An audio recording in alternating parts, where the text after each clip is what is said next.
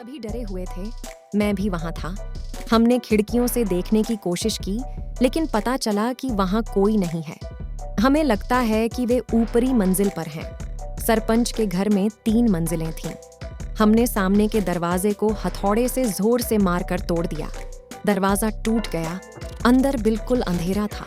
हमने सारी खिड़कियां खोल दी और पहली मंजिल की सारी रोशनी चालू कर दी। घर में अब हम लगभग 10 लोग थे। हम धीरे धीरे सरपंच का नाम चिल्लाते हुए आगे बढ़ रहे थे, लेकिन पता था कि कोई जवाब नहीं दे रहा था।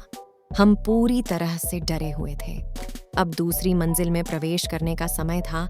हमने हस्तक्षेप किया, लेकिन पता चला कि वहां सभी कमरे खाली थे। कोई सरपंच नहीं था, कोई बच्चे नहीं थे और उसकी पत्नी भी नहीं थी। इस समय मेरे 2 मित्र घर छोड़कर चले गए, क्योंकि वे बहुत डरे हुए थे। अब अंतिम मंजिल में प्रवेश करने का समय आ गया है। दरवाजा खोलकर देखा तो सरपंच और उनका पूरा परिवार छत पर लटका हुआ था। जल्द ही हम सभी मैदान की ओर दौड़ने लगते हैं। हमने वह सारा दृश्य लोगों को बताया, तुरंत पुलिस को बुलाया। उस समय सरपंच के घर के सामने पूरा गांव था। सभी वहां सिद्धांत बना रहे थे। इस वक्त पता है कि कोई वहां तीसरी मंजिल पर नहीं जाना चाहता है। मैं बुराड़ी हत्याकांड मामले के बारे में सोच रहा था। यहाँ भी वैसा ही हुआ। कुल 12 लोग छत पर लटके हुए थे। यह बुराड़ी हत्याकांड जैसी बड़ी आत्महत्या जैसा लगता है। अब पुलिस इससे निपटेगी। तो पुलिस मामले की जांच शुरू करती है। वहां रिश्तेदारों, दोस्तों और गांव के लोगों की तलाश करती है। वे विरोधी पार्टी के नेताओं की भी तलाश करते हैं।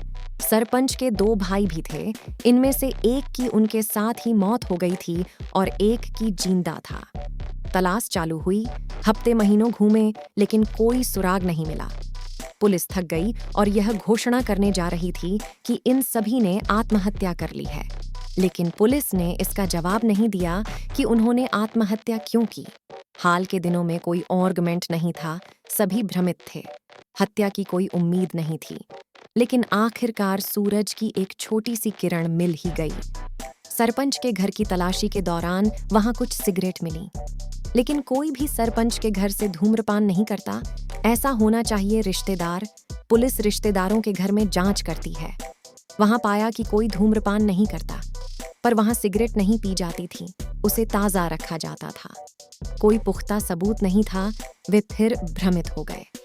यदि सरपंच भाई छिपकर धूम्रपान करता है, तो वे पूरे गांव में जांच करते हैं। लेकिन हर कोई कहता है नहीं। वे दुकानों के आसपास भी जांच करते हैं। अब पुलिस को पता चला कि सरपंच के पड़ोसी धूम्रपान करते हैं, तो उन्होंने इसकी जांच शुरू की।